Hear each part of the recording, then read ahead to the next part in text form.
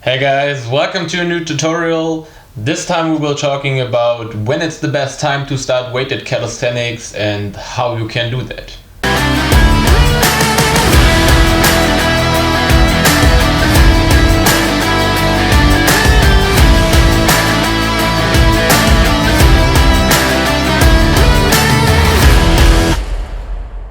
So before we start, let's clarify what is weighted calisthenics.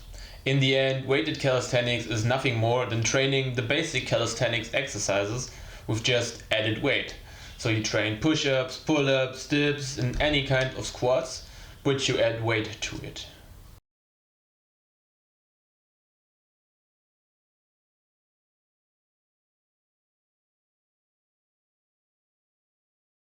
Let's start with the first point. When and how should you start weighted calisthenics? I get this question over and over, and a lot of you guys ask me this over Instagram. As often, there is no precise answer. The better question you should ask yourself is, are you at a point in your training where it would make sense to add weight to certain exercises to progress? So, let's go through a little example to show you guys when it's a good point in your training to start adding weight to a certain exercise. So imagine you're training a body weight exercise and you started your programming with 5 times 8 reps of this exercise. Your training is pretty good and you progress really fast. So in the next few weeks you increase your reps to 5 times 10 reps. And if you want to see a video on how you could progressively increase reps, then just go back to my channel and watch the video how to increase reps. So the training went pretty good. A few weeks later you are on 5 times 12 and another few weeks later you are already on this point. So once you reach this point in your training, you should ask yourself again, is this expedient for my training goals? Most likely a lot of you guys want to train for hypertrophy, and then I wouldn't recommend to do 5 times 14 reps. So at this point in your training it would definitely make sense to add weight to get back to here or even to this point.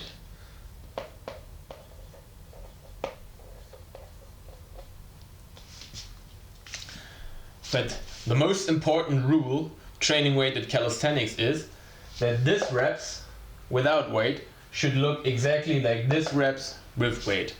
So guys, remember, form goes always first, so adding weight doesn't make sense if you fuck up your form and don't train with the proper form.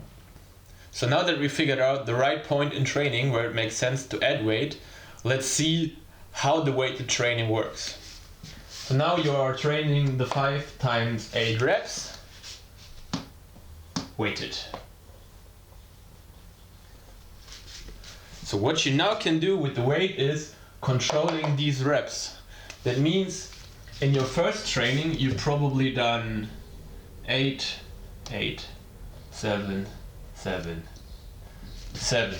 So you see the weight was a little too high. So you decrease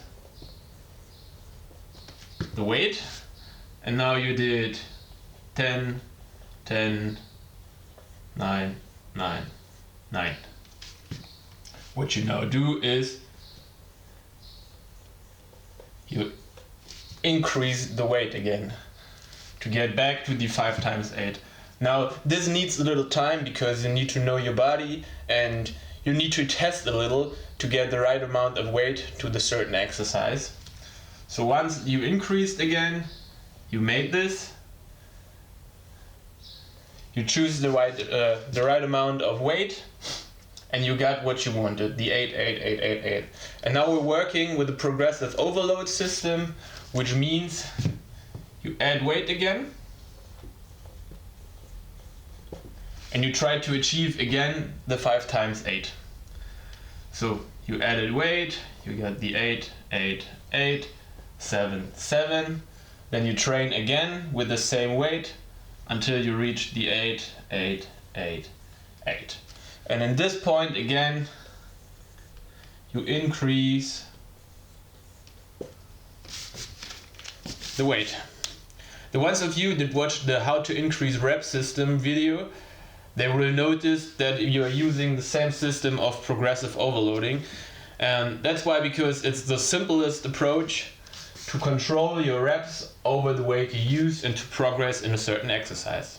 The last thing I want to mention is that this system also works in different rep ranges. So if you want to train more towards strength goals and not so much towards hypertrophy goals, then of course you can lower the reps and work with the same system. I want to give you another reason why I think weighted calisthenics is one of the best options to train progressive, and for most people actually a better progressive training than calisthenics. So to prove that, I want to show you a little example from my training, and that would be dips. I can do more than 50 bodyweight dips in a row, which is not really suitable for my training because I want to train more in a hypertrophy rep range from 8 to 12 reps. So in calisthenics, I would have several options to make the dip harder. The first option would be to lean a little more backwards, so I go more into the direction of the impossible dip. But the downside would be that it changes the focus of my exercise more to the triceps. Another option to make the dips harder would be like shoulder dips, so leaning more forward during the dips, but the focus also changes and it hits more the shoulders. The last possibility I would have is to do ring dips, but the ring dips also changes the focus more to the chest, because you need to stabilize the rings and squeeze the chest together all the time, so it's pretty hard for the chest. So as you can see, the easiest way to get from the 50 reps to the 8 to 12 reps is to add weight.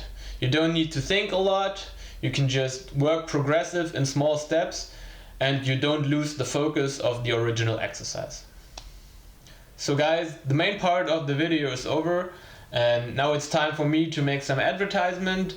If you're really interested in a weighted calisthenics program that also includes skills and the main lifts like deadlifts and squats, then you should check out my workout program. It's the King of Weighted program.